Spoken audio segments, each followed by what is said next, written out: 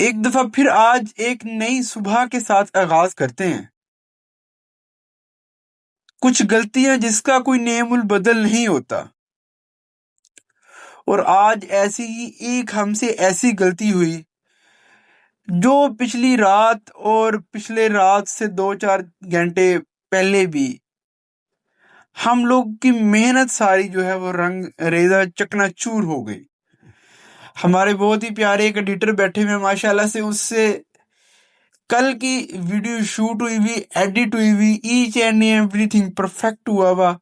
सिर्फ उन्होंने वीडियो जाके रिमूव कर दी और उसको लगा कि ये एक्स्ट्रास वीडियो है, उसने सारी की सारी डिलीट कर दी और वो टोटली डिलीट हो गई।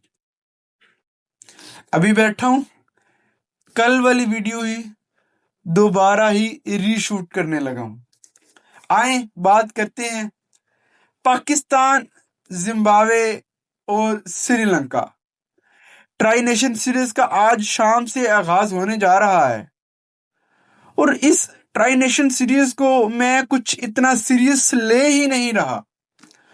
उसकी सबसे बड़ी रीजन क्या है कि मैं ऐसी सीरीज से चाहता हूं कि पाकिस्तान अपना फ्यूचर का कुछ पार्ट निकाले, इसमें से अपनी फ्यूचर की क्रिकेट को पैदा करे। मैं कुछ पॉइंट नोट करवाऊंगा जो पाकिस्तान की मैनेजमेंट, पाकिस्तान क्रिकेट टीम की जो मैनेजमेंट है, पीसीबी की मैनेजमेंट, उसको डेडिकेट करना चाहूंगा कि भाई ये कुछ पॉइंट है, इन पे गौर फिक्र करो। और जो सिलेक्टर्स हैं, जो आपका कोचिंग स्टाफ है, वो कंप्लीट उसको ये वीडियो में डेडिकेट करो। बात करेंगे सबसे पहले जो ट्राई नेशन सीरीज का वो था स्क्वाड था, वो दोबारा री अनाउंस किया गया था, अपडेट किया गया था, जिसमें एक दो चेंजेस हुई थी। और सबसे बड़ी मेजर जो चेंजेस थी वो ये थी कि फखर जमान को दोबारा T20 क्रिकेट में वापसी मिली। गुड टू सी हिम फखर जमान। और उसके अलावा जो है हसन नवाज को रेस्ट करवाएगी। आज पाकिस्तान और जिम्बाब्वे का मैच है, तो मैं इस मैच को कोई इतना सीरियस नहीं ले रहा, क्योंकि एक छोटी टीमों के साथ जब आप मैच खेलते हो ना, तो आप उस पाकिस्तान का बेसिकली ये मकसद होता है कि हम इससे मैच जीतें। लेकिन हमें उससे जीतने से ज्यादा इसलिए मेहनत करनी चाहिए कि भाई हमें उस चीजों से, उन छोटी टीमों के अगेंस्ट प्लेइंग करने पे कुछ ऐसे पॉइंट फ्यूचर के लिए सेव करने चाहिए जो हमारी पाकिस्तान क्रिकेट टीम का फ्यूचर बन सकते हैं यार। अगर यहाँ पे कोई बड़ी टीम होती तो मैं उसका प्लेइंग 11 आप लोगों के सामने रखता हूँ। सलमान अली आगा कैप्टन की हैसियत से लीड करेंगे पाकिस्तान T20 टीम को। साहिबजादा फरहान, फखर जमान, साइम अयूब, बाबर आजम, मोहम्मद नवाज, राना फहीम अशरफ, शाहीन शाह अफरीदी, अबरार अहमद, समद, अब्दुल समद, मोहम्मद वसीम जूनियर। ये वो मैंने 11 बंदे निकाले हैं जो इस टाइम की प्रॉपर T20 टीम में परफेक्टली बैठ जाते हैं। मुझे आज पाकिस्तान के कोचिंग स्टाफ से मेरा एक क्वेश्चन है, भाई सेम प्लेइंग 11 आप छोटी टीमों के अगेंस्ट प्लेइंग करवाते हो और फिर उन्हीं बंदों की रिकॉर्ड निकलवाते हो और फिर आप बोलते हो कि पाकिस्तान का किंग है, पाकिस्तान का ये है। विद ड्यू रिस्पेक्ट, मैं किसी की डिसरिस्पेक्ट नहीं किसी को दे रहा। विद ड्यू रिस्पेक्ट, मैं हरगिज ये बात नहीं मानता कि भाई बाबर आजम पाकिस्तानियों का किंग है। ये जो 2% के फैन है ना, जो जिन्होंने इसको किंग बनाया हुआ है, इन बंदों ने उसका फ्यूचर खराब कर दिया। इस टाइम अगर मैं अपनी तरफ से टीम में सबसे बड़ा प्लेयर मानता हूं तो वो मैं फखर जमान को मानता हूं। और उसको पूरी दुनिया जानती है, उसको कोई एक्सप्लेन करना नहीं है। ये सारी की सारी चीजें जो हैं, ये फखर जमान ऑलरेडी एक्सप्लेन कर चुका है कि वो क्यों है इस टाइम तक टीम में। एक सीरीज उसको ड्रॉप करवाएगी और with in next few days में उस सीरीज का स्क्वाड अपडेट किया गया और उसी में फिर फखर जमान की वापसी। ये उसके कारनामे बता रहे हैं कि भाई वो टीम में क्यों मौजूद है और दोबारा बार बार उसको लेने की वजह क्या है।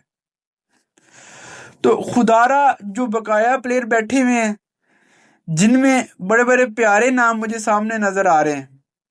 मोहम्मद नवाज है, अब्दुल समद है, उस्मान खान है, उस्मान तारिक है। यार इन बंदों को आज जिम्बाब्वे के खिलाफ खिलाओ। मोहम्मद रिजवान ने कल एक कमेंटेटर जो है वो है मतलब कि जो करते हैं मतलब कि आप लोगों की ब्रॉडकास्टिंग, उससे इंटरव्यू देते हुए बोला कि मैं तब तक नहीं छोड़ूंगा जब तक मैं पाकिस्तान को एक अच्छा विकेट कीपर तैयार करके ना दे दूं। भाई विकेट कीपर उसको आपने क्या तैयार करके देना पाकिस्तान को? पाकिस्तान के पास बहुत ज्यादा विकेट कीपर मौजूद हैं।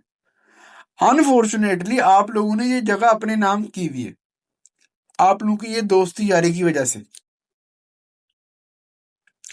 ये वही सलमान इलिया का जो बातें करता था कि भाई मैं तो इसी इंटेंट से खेलूंगा, चाहे मैं 0 पे उठूं चाहे मैं 100 बनाऊं। और उसके बाद ये वही सलमान है जिस इस टाइम उसी की टीम में वही यारी दोस्ती वाले प्लेयर मौजूद है। फखर भी मौजूद है, रिजवान नहीं मौजूद, बाबर मौजूद है, शाहीन मौजूद है। हारिस अभी रिसेंटली निकला है आफ्टर एशिया कप की परफॉर्मेंस के बाद। तो ये वो चीजें हैं जिनको आप लोगों ने एक छोटी टीमों के खिलाफ ट्राई करना है और उनको मजबूत करना है कि अगर फॉर एग्जाम्पल हमारा कोई बड़ा टूर्नामेंट आता है तो उसमें बड़े प्लेयर्स को यार रेस्ट करवाओ और छोटे प्लेयर्स को मौका दो ताकि वो मौका मैच तो जीत के दें आपको और आपका जो पाकिस्तान टीम का फ्यूचर है वो सेव हो। तो ये वो चीजें, इन पे गौर व फिक्र करो यार। आए चलते हैं दूसरे पेज के ऊपर, दूसरे पन्ने के ऊपर, दूसरी साइड के ऊपर। रावलपिंडी स्टेडियम के अंदर आज मैच है और जिसमें हम रावलपिंडी स्टेडियम की बात करेंगे। इसमें टोटल 9 T20 मैचेस खेले गए हैं इंटरनेशनल। बाय द वे देखा जाए तो PSL के फ्रेंचाइजों के मिला के बहुत ज्यादा खेले गए हैं, लेकिन मैं इंटरनेशनल की बात कर रहा हूँ जिनमें जो एक मैच है वो पहले बैटिंग वाला जीता गया है और 6 मैच ऐसे हैं जो वाइल्ड चेजिंग में जीते गए हैं। मतलब कि आप अगर टॉस जीत जाते हो तो आप पहले बॉलिंग की तरफ ही चलोगे और तो जो 2 मैच हैं वो टाई हो गए हुए थे। और चेजिंग वाला जो मतलब कि पॉइंट है वो बहुत ही रियलिस्टिक है कि आप आराम से टॉस जीतो, बॉलिंग करो और चेस करो मैच को। और चेज में भी क्या probably average on average score है चेजिंग में 146 जो है और फर्स्ट इनिंग्स में 137। तो ये कोई इतना खास स्कोर नहीं है T20 के लिहाज से, मेरे लिहाज से। ड्यू फैक्टर बहुत ज्यादा आता है चेजिंग में, बहुत ही आप लोगों को आसानी मिल जाती है। फ्लैट बैटिंग है, फ्रेंडली पिच है, कोई इतना मतलब नहीं है कि आपका पहला 3-4 ओवर जो है वो बाउंस होता है, पेस निकलती है। इतना कोई प्रॉपर शेड्यूल नहीं है कि भाई आप लोगों को पता है कि ये फटा पिच है जैसे वो फैसलाबाद वाली पिच थी। तो ये सारी की सारे काम PSL में यहाँ पे बड़े मैच हुए हुए हैं। तो ये सारी की सारी जो चीजें हैं ये तभी देखनी पड़ती हैं जब उस सिटी के अंदर मैच होने जा रहा हो। तो मेरी रिक्वेस्ट है पाकिस्तान के कोचिंग स्टाफ से, मेरी रिक्वेस्ट है पाकिस्तान की जो मैनेजमेंट जो ऊपर बैठी हुई है, चीफ सेलेक्टर्स हैं, जो सलमान अली आगा साहब हैं T20 को लीड कर रहे हैं, उनसे रिक्वेस्ट है कि भाई छोटी टीमों के अगेंस्ट उन प्लेयर्स को रखा करो जो आप लोगों का फ्यूचर है। जैसे हसीबुल्ला खान कल 0 पे आउट हो गया तो मैं भी उसको इतना डिसअपॉइंटमेंट हुई तो है अपनी तरफ से, लेकिन आधी डिसअपॉइंटमेंट तो उसको टीम ने दे दी होगी। भाई तूने क्या कर दिया, 12 बालें खेली हैं कुछ नहीं किया।